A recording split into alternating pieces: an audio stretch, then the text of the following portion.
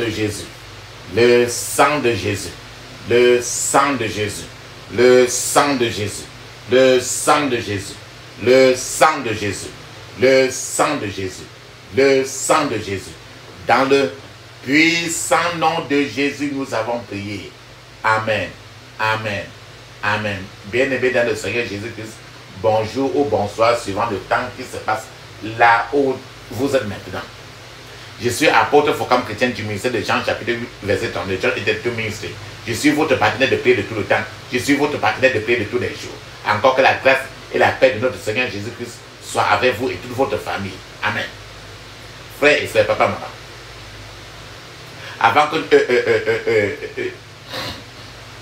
Avant que nous ne commençons le thème de prière d'aujourd'hui, je vais vraiment vous exhorter de mettre une cuillère à café d'huile d'onction dans votre bouche. Laissez-la durer dans votre bouche au moins 2 minutes avant de l'avaler après. De la même manière, mettez un peu l'huile d'onction dans la paume de vos mains. Frottez votre main avec l'huile d'onction. Frottez votre front. Touchez vos cheveux avec l'huile d'onction. Frottez votre cou, le cou, avec l'huile d'onction. Touchez votre nombril avec l'huile d'onction. Ce que vous avez fait pour vous, faites-le aussi pour les autres, vos enfants, vos petits-enfants, vos grands-enfants. Alléluia, amen. Encore, je suis apôtre Focam chrétien et j'ai été envoyé pour libérer les captifs. La Bible nous dit très bien dans 1 Thessaloniciens chapitre 5 verset 17, il est écrit priez sans cesse, priez sans cesse, priez sans cesse. Parce qu'il faut prier sans cesse. Notre thème de prière aujourd'hui c'est capturé par un maître d'esclaves. Capturé par un maître d'esclaves. C'est-à-dire que quand quelqu'un est dans la prison de quelque chose, quelqu'un est devenu esclave de quelque chose. La Bible nous dit très bien dans 1 Corinthiens 6 verset 12, il est écrit tout m'est permis, mais tout n'est pas utile. Tout m'est permis, mais je ne me laisserai asservir par rien. Tout m'est permis, mais tout n'est pas utile. Tout m'est permis, mais je ne me laisserai asservir par rien. Donc, tu as tout sur le marché, mais il ne faut pas que tu deviennes esclave de n'importe quoi que ce soit sur la terre. Donc, on parle ici de l'esclavage de n'importe quoi. Les gens sont esclaves de n'importe quoi sur la terre. Tout m'est permis, mais tout n'est pas utile. Tout m'est permis, mais je ne me laisserai asservir par rien. Ça, c'est 1 Corinthiens 6, verset 12. Et nous allons développer cela. Frères et sœurs, il est possible d'être capturé. Il est possible de devenir l'esclave d'un maître d'esclaves. Un maître d'esclaves démoniaque qui prend plaisir à capturer et à garder des esclaves à sa guise. La vérité concernant la méchanceté du maître d'esclaves, c'est resté caché à beaucoup de gens. Quand tu bois par exemple l'alcool, tu saoules. La bouteille de bière qui est en main là, c'est ton maître et tu es devenu esclave. C'est de ça que nous parlons. Ce n'est qu'un exemple. La vérité concernant la méchanceté du maître d'esclaves est restée cachée pour beaucoup de gens. Le maître d'esclaves, c'est la petite bouteille qui est entre tes mains. C'est une vérité que nous devons connaître afin de nous libérer de l'ombre, de l'obscurité du maître d'esclaves méchant. Le passage biblique que je vais de partager avec vous, tout m'est permis, mais tout n'est pas utile. Tout m'est permis, mais je ne me laisserai asservir par rien. Je ne serai jamais esclave de quelque chose sur cette terre-ci, ni d'être esclave de moi-même. Donc ce passage est un passage très profond, où l'on peut extraire des vérités qui transformeront, des vérités transformatrices. Ce passage de 1 Corinthiens 6, 12 montre clairement que tout ce que les gens font sur cette terre, toi aussi tu peux aussi le faire. Mais ce n'est pas tout ce que les gens font qui est utile, qui est profitable. Il y a des choses dans cette vie-ci que vous pouvez faire qui sont rentables, profitables. Et d'autres qui sont là, mais qui ne sont pas profitables, qui ne vous servent à rien. Vous devez parvenir, papa, maman, à un stade de vie, de votre vie, à un stade de vie spirituelle où tout ce que vous faites doit être vraiment rentable aux yeux de Dieu. Je vais vous donner maintenant quelques leçons qu'on peut tirer de ce verset de 1 Corinthiens 6, 12 que j'ai partagé avec vous. Ce verset qui nous a dit que tout m'est permis, mais tout n'est pas utile. Tout m'est permis, mais je ne me laisserai jamais être esclave de quelque chose. De ça, on comprend que toute chose a un pouvoir qui peut rendre quelqu'un esclave. Deuxièmement, de ça, on comprend que l'être humain et les choses non animées peuvent exercer un pouvoir de domination sur la vie de quelqu'un. Les choses animées, les êtres inanimés peuvent dominer la vie d'un individu. La parole de Dieu indique, cette parole de Dieu indique clairement que les êtres inanimés, les choses, les êtres inanimés peuvent dominer votre vie jusqu'à jusqu'à transformer un être humain en un esclave. Ce verset encore que je viens de partager avec vous est en train de nous dire que l'être humain peut être dominé par les choses de cette terre-ci. Ce verset encore nous dit encore que l'être humain peut devenir esclave des choses de cette terre-ci. Ce verset encore nous dit que les choses de cette terre-ci ont un pouvoir suffisamment grand pour réduire les gens en esclaves, pour mettre les gens dans un esclavage. C'est pourquoi quand je suis en train de parler ainsi, papa, maman, regardez dans quel domaine de votre vie tu es devenu esclave de quoi que ce soit, pour que quand on prie aujourd'hui, tu es vraiment fâché pour prier sévèrement, pour que le Seigneur t'aide à enlever, à te sortir de cet esclavage-là. Nous avons partagé que tout m'est permis, mais tout n'est pas utile. Tout m'est permis, mais je ne me laisserai asservir par quoi que ce soit. C'est 1 Corinthiens 6, 12. Dans ce verset-ci, comme ça là, les choses mentionnées dans cette écriture-ci sont les pensées charnelles que nous avons. Les pensées charnelles, c'est-à-dire que la nourriture, la corde, la mode, les bijoux de toutes sortes, les maquillages, les rouges à lèvres, les jeux au hasard, aller dans les fêtes, aller dans les lieux pour danser, etc. Ce sont des choses charnelles.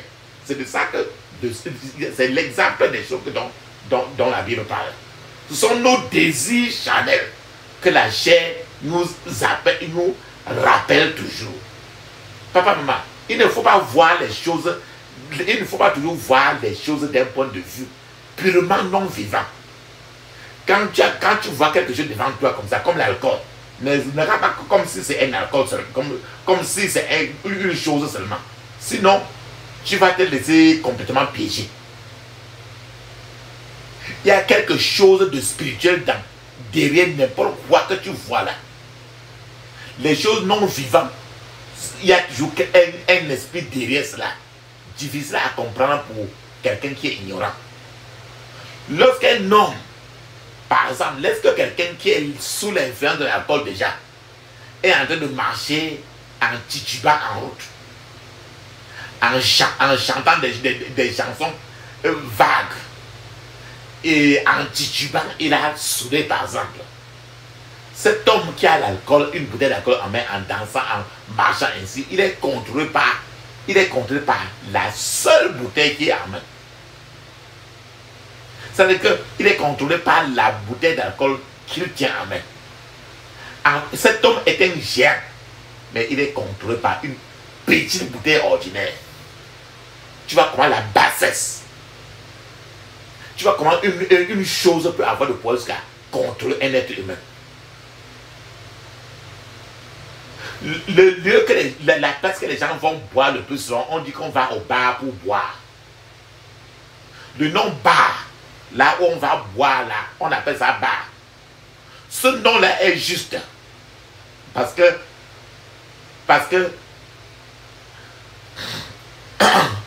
la place là te barre pour t'empêcher d'aller au paradis. Ce nom bar, c'est en fait la porte qui t'amène directement vers l'enfer. C'est le bar que tu vas t'asseoir, qu'on prend la bouteille de bière pour boire.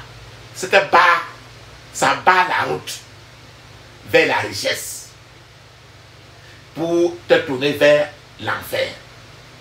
C'est une porte vers la pauvreté et la misère.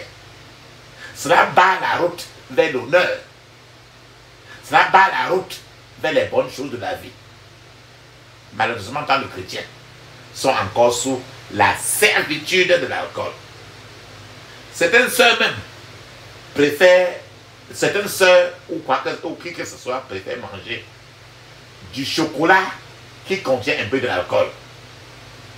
Quand tu manges le chocolat qui contient un peu de l'alcool, c'est comme boire toute une grande bouteille de l'alcool. Pourquoi je vous dis cela?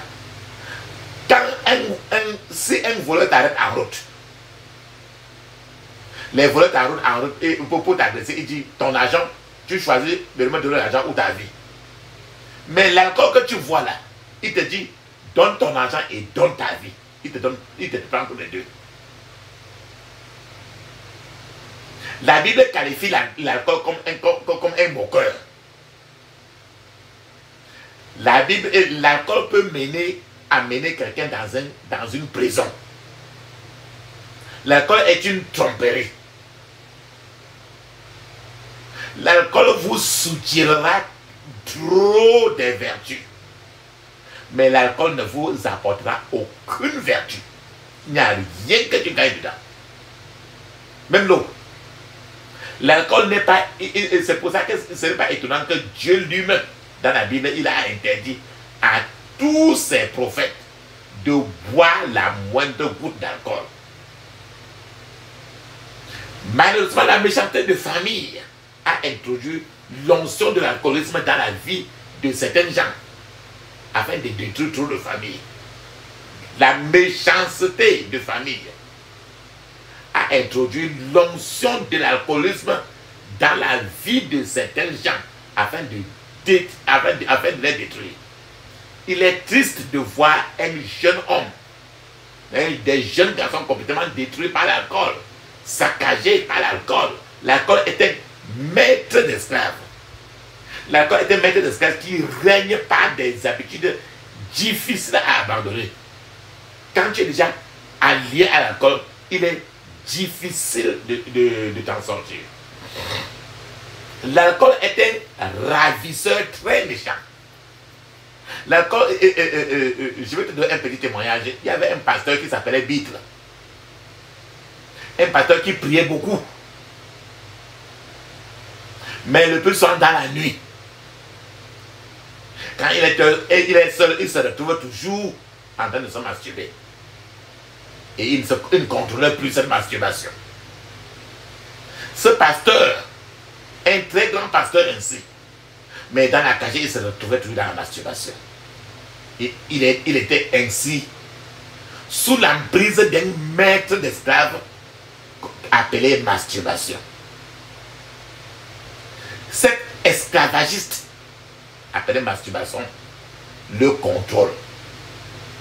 C'est pourquoi quand je parle ainsi, de regarder lequel esclavagiste est en train de vous contrôler. Lorsque par exemple un pasteur ou un homme de Dieu couche avec même 6 femmes dans une église où il n'a que peut-être même 30 personnes ou 20 personnes.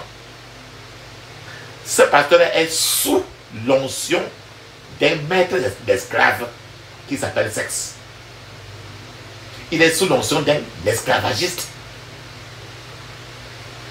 Je te donne encore un témoignage. Il y avait un monsieur qui s'appelait Monsieur Beau. Monsieur Beau était le directeur d'une très grande entreprise dans son pays. Et Monsieur Beau était très respecté. Satan était 1,80 m et son poids 150 kg. Pour Monsieur Beau que tu vois là, dès qu'il voit le rouge à lèvres de sa secrétaire mesurait 1,50 m et pesait 50 kg. Mais dès que Monsieur Beau voit le rouge à lèvres de sa secrétaire, il devenait il devenait ivre et très faible. Et il était toujours prêt à tout ce que cette dame lui demande de faire. En fait, Monsieur Beau, en tant que directeur de l'entreprise, était devenu esclave d'un pouvoir supérieur à lui. Bien qu'en tant qu'un très grand directeur d'entreprise, rien que ça, c'est qu'en regardant rien que les lèvres, il était trop faible. Il était devenu esclave d'un maître d'esclaves qui s'appelle le sexe. Nombreux sont ceux qui sont capturés par les modes. La course à la mode, la course au nouveau téléphone, la course par-ci par-là. Certains n'ont même pas touché à la mode qu'ils ont achetée, à la dernière mode qu'ils ont achetée. Mais lorsqu'ils voient la nouvelle mode arriver, peut-être c'est même les habits, ils vont jusqu'à même emprunter de l'argent pour acheter cela. En fait, ce sont des gens qui sont devenus des esclaves des choses du monde. Certains gens sont soumis à une servitude sérieuse de la simple nourriture. D'autres, sans raison particulière, vont de fête en fête. En fait, ils sont prisonniers, esclaves de la nourriture. La nourriture gratuite, papa, maman, c'est un danger gratuit qui conduit toujours à l'esclavage. Certains gens sont prêts à parcourir des kilomètres et des kilomètres pour acheter certaines nourritures qu'ils ont compris que c'est une nourriture spéciale. Certains gens sont prêts à jeûner tant que leur nez ne sent pas la nourriture près d'eux et que leurs yeux ne voient pas cette nourriture-là. Mais quand ils voient le jeûne s'arrête, en fait, c'est un esclavage qui les a emprisonnés, maîtrisés et asservis. Certains gens sont prisonniers de la cigarette. En fait, la cigarette gaspille votre argent. La cigarette est produite pour réduire votre efficacité et altérer votre sérieux dans la vie. La cigarette ternit votre peau et déprave vos sens. La cigarette gâche votre vie. La cigarette, c'est une tragédie. Parce que dans Philippiens chapitre 3, verset 19, Philippiens chapitre 3, verset 19 continue encore toujours de se manifester dans la vie de nombreux chrétiens. Qu'est-ce que Philippiens chapitre 3, verset 19 dit?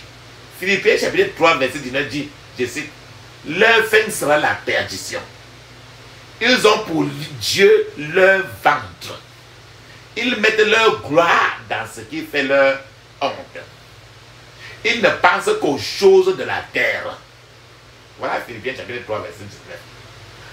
C'est pour te dire que nombreux sont des gens qui sont contrôlés, emprisonnés, dominés par les choses et les choses et les choses de cette terre. Certains sont même dominés par les bagues, dominés, emprisonnés par le téléphone. De telle sorte, quand ils perdent le téléphone, c'est comme un deuil. Ce sont des choses que l'ennemi utilise pour emprisonner les gens. y compris même les chrétiens. Mais, ça ne devait pas ainsi parce que Jésus lui-même a dit quelque chose dans Matthieu 26, verset 41. Il est écrit, veillez et priez afin que vous ne tombiez pas dans la tentation. L'esprit est bien disposé, mais la chair est faible. Papa, maman, il est vrai que l'esprit est bien disposé, mais la chair est faible. Le sommeil, le simple sommeil, quand on dort là, le sommeil légitime peut aussi rendre quelqu'un esclave. Ça peut asservir quelqu'un. C'est pour ça que Jésus a dit aux disciples de Gethsémane que leur esprit était disposé à prier, mais que leur chair était réticente et désirait toujours dormir. Si tu te trouves, par exemple, si tu te rends compte que quand on te tape, souvent avant que tu te réveilles, pour te réveiller, il faut te bousculer, te taper, bousculer beaucoup. Cela veut dire, c'est un appel pour te dire que tu as besoin de la délivrance. Parce que si vous n'entendez pas une voix physique, comment tu peux entendre alors une voix spirituelle? Vous risquez d'être facilement détruit. Dormir, c'est bon, mais le sommeil ne doit pas esclavagiser votre vie. Un autre maître d'esclave encore, c'est le sexe. Le sexe a contrôlé et dominé de nombreuses vies. Trop de gens sont dans la prison, la grande prison, appelée la prison du sexe. Le sexe a contrôlé et ça continue à contrôler et dominer de nombreuses vies. Donc, si vous êtes chrétien et que vous ne pouvez pas contrôler cet aspect, ce département de votre vie, alors vous êtes vraiment fichu. Parce qu'il faut déjà qu'aujourd'hui, vous appelez Jésus pour vous aider dans la prière après. Certains gens ont perdu leur cerveau à cause du sexe. Certains gens ne réfléchissent plus à cause du sexe. Certains gens sont normaux, mais lorsque le pouvoir du sexe les rattrape, ils deviennent anormaux. Vous ne devez pas être esclave du pouvoir de l'ennemi. Dieu a institué le sexe pour le mariage. Et même dans le mariage, Dieu a mis en commun des garde-fous dans le mariage pour que cela ne soit pas abusé. Le sexe est illégitime hors du mariage. Tout ce qui vous oblige à avoir des relations sexuelles hors du mariage est un esclave destiné à emprisonner votre vie. Les êtres non vivants, n'importe quoi qui n'est pas être humain, ça possède du pouvoir dans le monde spirituel. Le sexe a un pouvoir. Et donc, n'importe quoi qui est non vivant, ça possède des pouvoirs dans le monde spirituel, par lesquels ils peuvent asservir les hommes et les femmes. Lorsque certaines choses dominent votre vie et que vous n'avez plus le dernier mot, cela signifie que vous n'êtes pas vraiment aux commandes de votre vie. Beaucoup de gens ne sont pas aux commandes de leur vie. Ce sont les choses qui les entourent, qui les commandent. Et c'est regrettable. Certains gens sont même normaux, mais dès qu'ils entendent parler rien que de l'argent, ces gens-là deviennent anormaux. L'argent deviendra votre maître une fois qu'il dominera et contrôlera votre vie. C'est vraiment triste. La réussite ne se mesure pas à la somme, la quantité d'argent que vous possédez, mais au nombre de personnes qui sont devenues plus heureux et meilleurs grâce à votre venue, grâce au fait que vous êtes venu ici sur cette terre. Votre réussite est ce que vous laissiez derrière vous après votre départ. Votre réussite est ce dont les gens parlent après votre départ. Papa, maman, nombreux sont ceux qui ont laissé les choses de cette terre contrôler, dominer leur propre vie. Certains vont même jusqu'à violer la loi qui leur a été donnée, car ils sont contrôlés par le maître des esclaves. Ils sont dominés et contrôlés par le pouvoir des choses de cette terre. La vie de certains est contrôlée même par l'opinion, parce que par l'opinion, parce que les gens disent de lui. Papa, maman, regardez clairement comment quelqu'un qui vit dans les ténèbres peut-il manipuler un autre qui vit dans la lumière. Les gens même s'endettent à cause de l'opinion publique des gens. Ils font ce qui n'est pas à leur niveau, sans le vouloir à cause de l'opinion des gens. Il y a certains gens qui sont manipulés, contenus, contrôlés par l'opinion des gens. Nombreux sont ceux qui sont emprisonnés jour et nuit. Certains gens même vont jusqu'à s'endetter pour devenir populaires parce qu'ils veulent qu'on parle d'eux. Mais ils en souffrent. Il y a un adage qui dit que accroche ta veste au niveau où tu peux le reprendre. C'est la raison pour laquelle l'apôtre Paul, dans Romains chapitre 7, verset 14 jusqu'à 25, il a très bien dit, je cite, nous savons en effet que la loi est spirituelle, mais moi je suis charnel, vendu au péché, car je ne sais pas ce que je fais. Je ne fais point ce que je veux, et je fais ce que j'aime. Or, si je fais ce que je ne veux pas, je reconnais par là que la loi est bonne. Et maintenant, ce n'est plus moi qui le fais, mais c'est le péché qui habite en moi. Ce qui est bon, je le fais. N'habite pas en moi. Ce qui est bon, je le sais, n'habite pas en moi. C'est-à-dire dans ma chair. J'ai la volonté, mais non le pouvoir de faire le bien. Car je ne fais pas le bien que je veux. Et je fais le mal que je ne veux pas. Et si je fais ce que je ne veux pas, ce n'est plus moi qui le fais, c'est le péché qui habite en moi. Je trouve donc en moi cette loi. Quand je veux faire le bien, le mal est attaché à moi. Car je prends plaisir à la loi de Dieu, selon l'homme intérieur. Mais je vois dans mes jambes, dans mes membres, une autre loi qui lutte contre la loi de mon entendement et qui me rend captif de la loi du péché qui est dans mes membres. Misérable que je suis, qui me délivrera du corps de cette mort. Grâce soit rendue à Dieu par Jésus-Christ notre Seigneur. Ainsi donc moi-même, je suis par l'entendement esclave de la loi de Dieu. Et je suis par la chair esclave de la loi du péché. Frères et sœurs, c'est comme ça Romains 7, 14 à 25. La liberté, ta délivrance ne peut vous être accordée que par le maître le plus fort. Donc si vous êtes sous l'esclavage d'un quelconque maître d'esclave inférieur, vous ne pouvez être libre que si vous êtes sous l'esclavage maintenant de Jésus-Christ. Alléluia.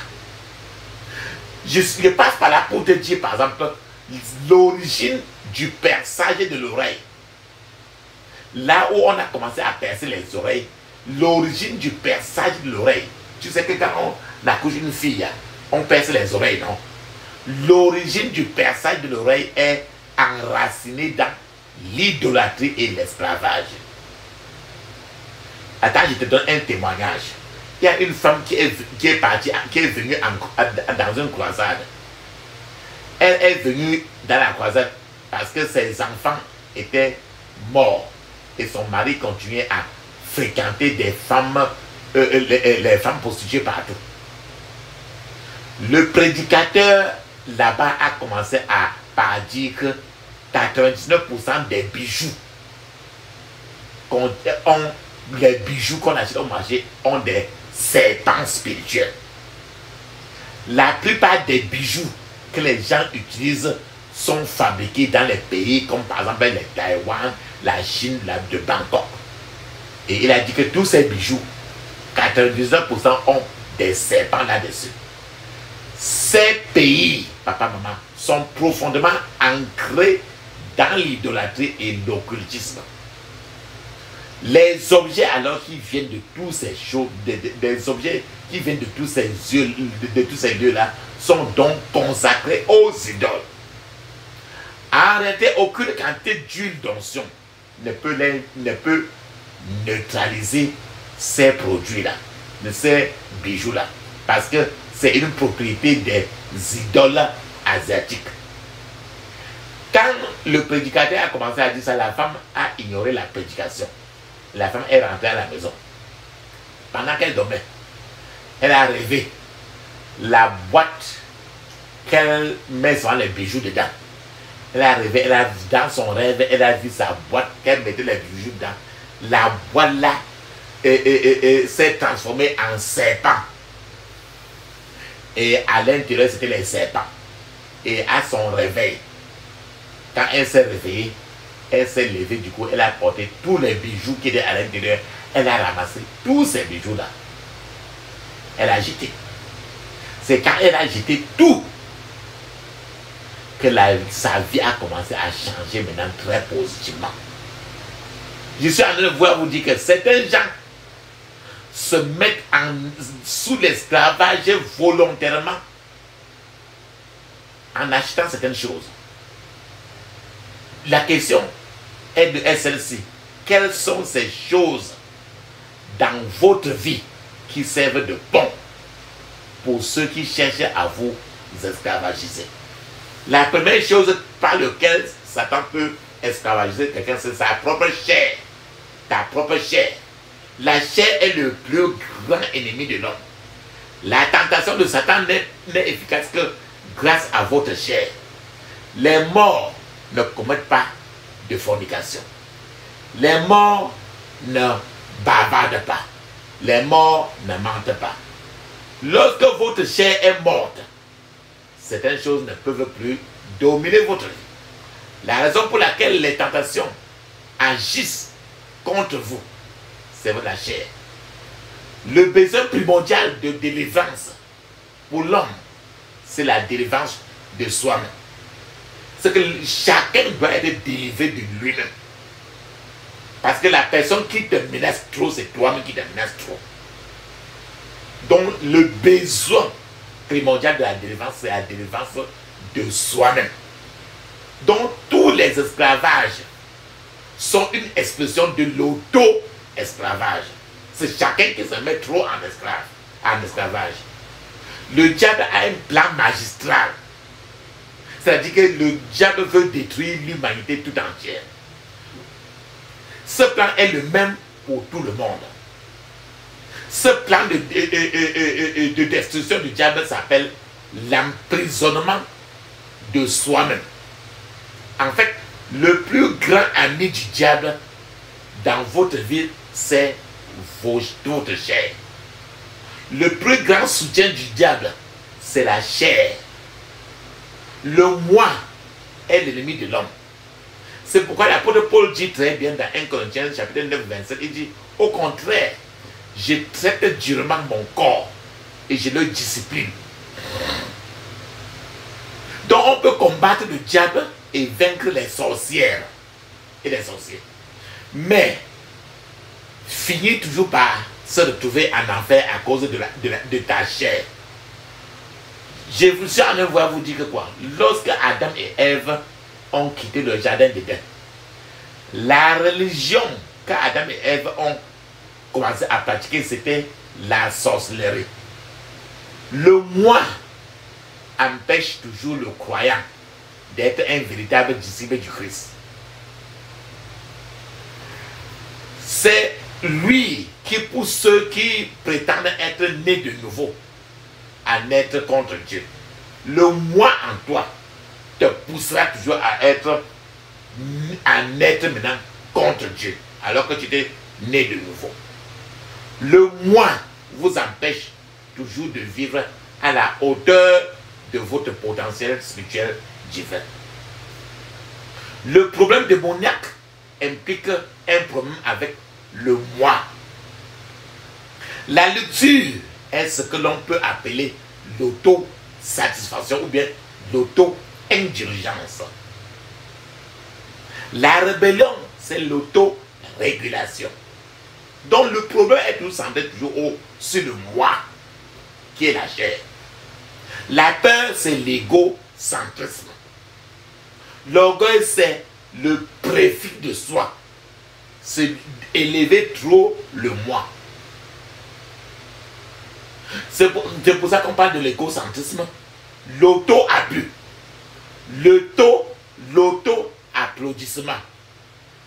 L'égocentrisme, l'égoïsme. La conscience de soi, l'autodestruction, l'auto-adoration. Donc, la chair, c'est le fait d'être tourné, de glorifier le moi. Donc, la délivrance ne consiste pas seulement à chasser les démons. La délivrance implique se libérer de ce qui fait entrer les démons dans votre vie. Les grands de la Bible, les grandes personnes que tu as pu parcourir et tu as entendu parler dans la Bible, n'étaient d'aucune utilité tant que le moi en eux n'était pas vaincu. C'est pourquoi la personne la plus difficile à connaître, c'est le soi-même. La personne la plus difficile à connaître, c'est le soi-même. C'est pour ça que c'est dès que Dieu qui connaît le soi-même. Pour grandir en Christ, le moi doit diminuer. Si vous ne voulez pas être esclavagisé par les choses de cette terre, il faut traiter durement le moi en vous. Sinon Dieu vous mettra à côté. Il y a toujours une guerre constante entre la chair et l'esprit. Si vous nourrissez votre chair beaucoup, votre chair deviendra plus forte et va dominer votre esprit. Si vous nourrissez par contre beaucoup votre esprit, l'esprit deviendra plus fort et va vaincre la chair. Vous devez traiter alors durement votre chair. Vous devez instaurer une discipline militaire pour maîtriser votre chair. La Bible elle-même appelle le péché l'échade dans la chair. D'autre part, dans la Bible appelle la chair notre vieil homme.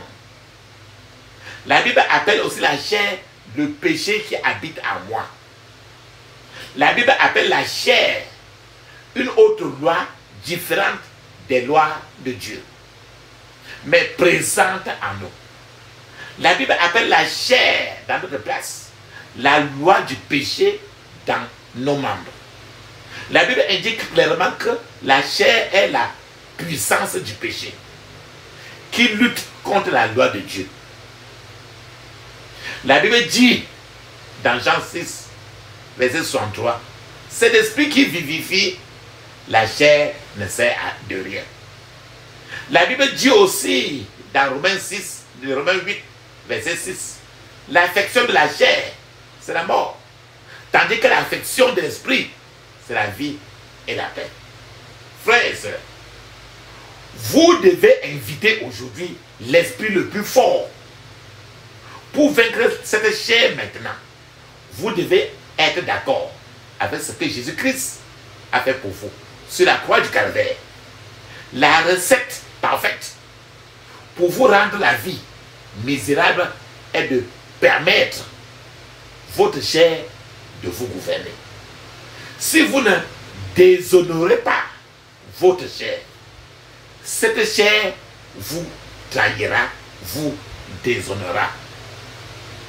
Vous devez vous éloigner de l'influence de la chair et du péché afin de ne pas être la victime d'un maître d'esclaves sur cette terre. Alléluia. La voix du Seigneur m'appelle, prends ta croix et viens sur moi.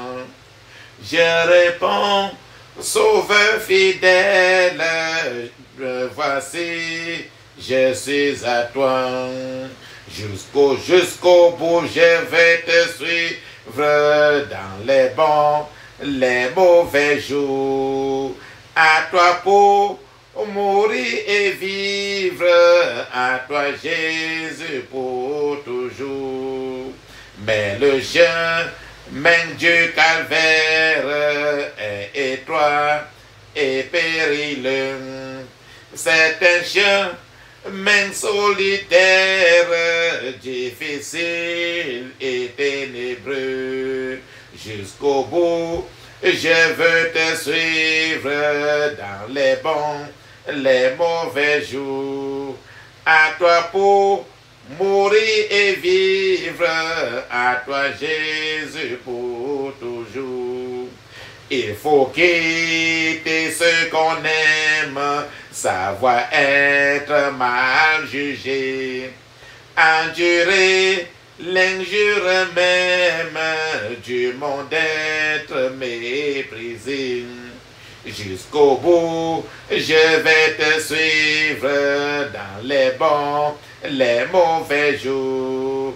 À toi pour mourir et vivre, à toi Jésus pour toujours. Lui perdre sa propre vie, consentir à n'être rien, n'avoir vu une seule envie, aimer Jésus le seul bien. Jusqu'au bout, je vais te suivre dans les bons, les mauvais jours. À toi pour mourir et vivre, à toi Jésus pour toujours.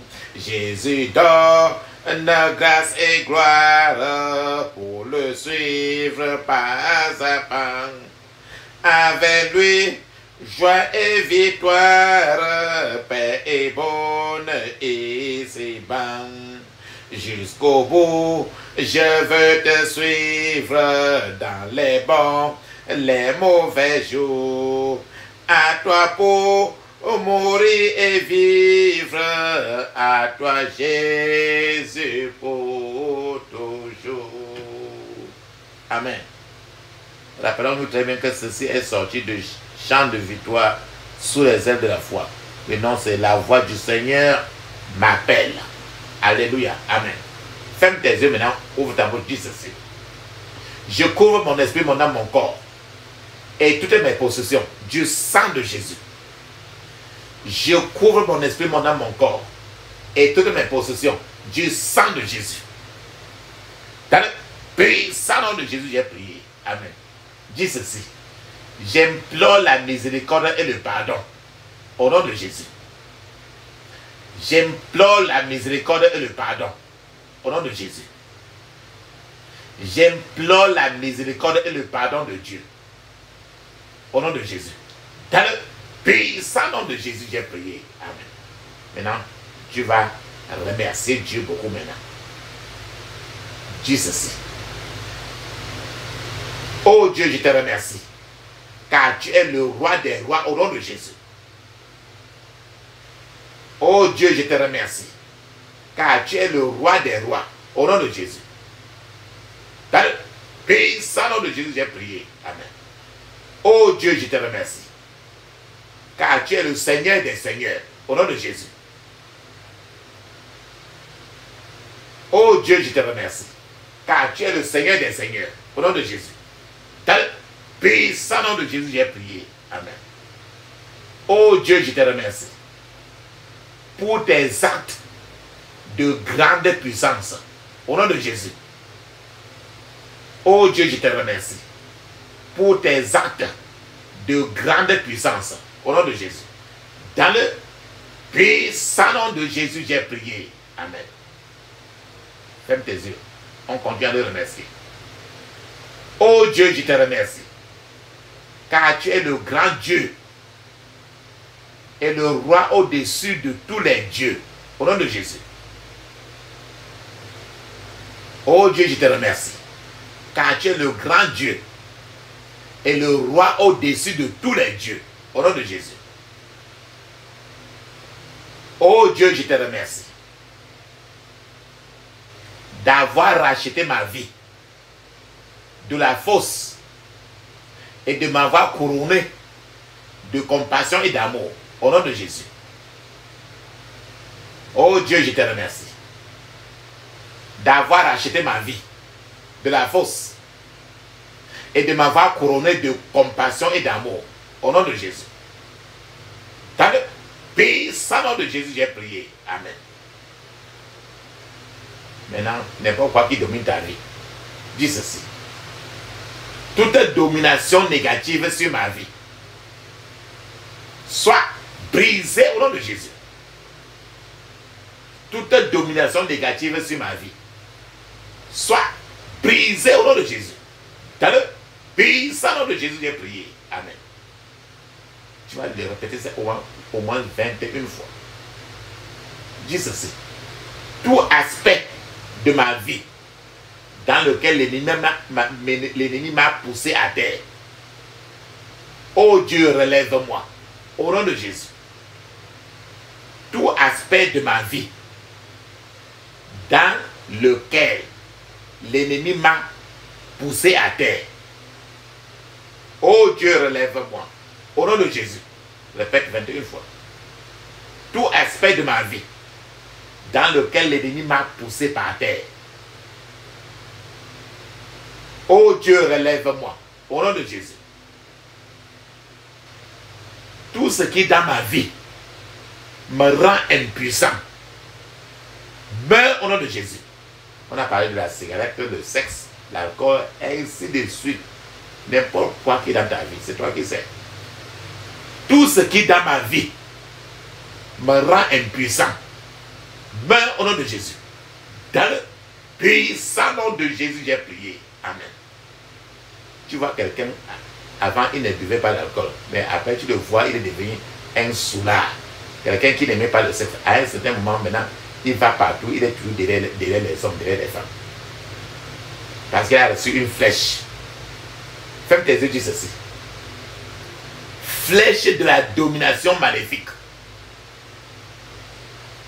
Sortez de ma vie. Retournez à l'expéditeur au nom de Jésus. Flèche de la domination maléfique. Sortez de ma vie.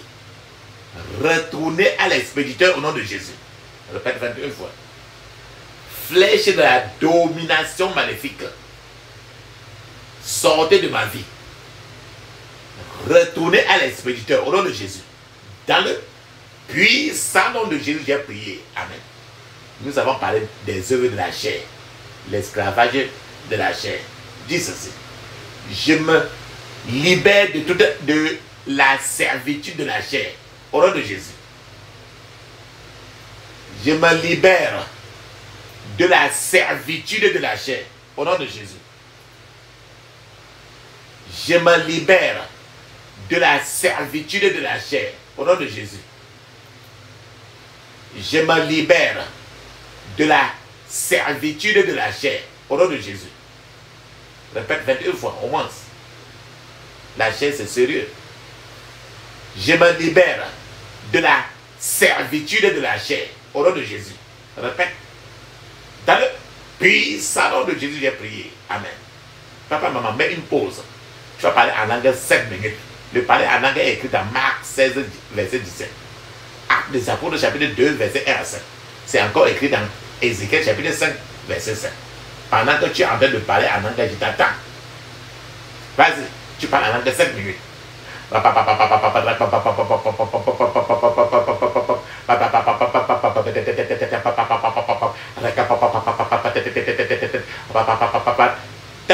Puissant nom de Jésus, nous avons prié. Amen. Amen. Amen. Ferme tes yeux, dis ceci. Je reçois la protection du sang de Jésus. Je reste dans la tour forte, qui est le nom du Seigneur. Au nom de Jésus. Je reçois la protection du sang de Jésus. Je reste dans la tour forte, qui est le nom du Seigneur. Au nom de Jésus. Je reçois la protection du sang de Jésus.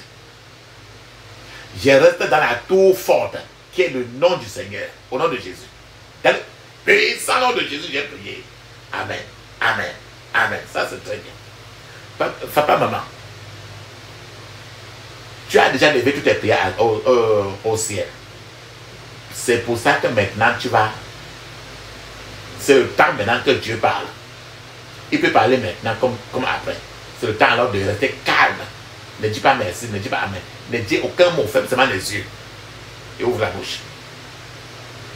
Dieu peut parler maintenant comme après. Il peut parler à tout temps parce qu'il est le Seigneur. Pendant que nous attendons notre Seigneur, moi, en tant que ton partenaire de prière, je serai en train d'appeler le Dieu du prophète Élie. Et quand nous appelons le Dieu du prophète Élie, il peut certainement nous répondre par le feu parce qu'il est un feu dévorant. Parce qu'il est un feu dévorant. Seulement ne dis pas merci, ne dis pas amen, ne dis aucun mot. Feu, feu, feu, feu, feu, feu, feu, feu, feu, feu. Feu, feu, feu, feu, feu. Feu, feu, feu, feu, feu, feu. Dans le puissant nom de Jésus, nous avons prié. Amen, amen, amen. Ça, c'est très bien. Papa, maman, ferme tes yeux, ouvre ta bouche.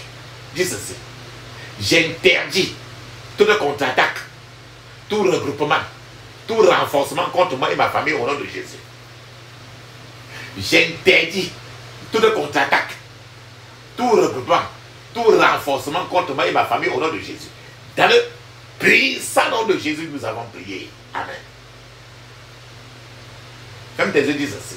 Je scelle toutes mes prières dans le sang de Jésus. Je scelle toutes mes prières dans le sang de Jésus. Dans le puissant nom de Jésus, nous avons prié. Amen. Dis amen cette fois. Amen, amen, amen, amen, amen, amen, amen. Papa, maman, il est temps maintenant de parler en langue 7 minutes.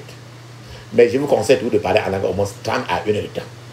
Et choisir un chant de louange et adoration que vous aimez beaucoup et que tu peux remercier Dieu avec. Parce que tu es libéré de cet esclavage.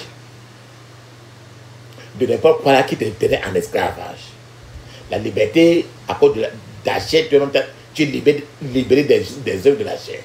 Et n'importe quoi qui t'arrêtait, dans lequel tu étais soumis. Et ces prières ne sont pas des prières à faire une seule fois.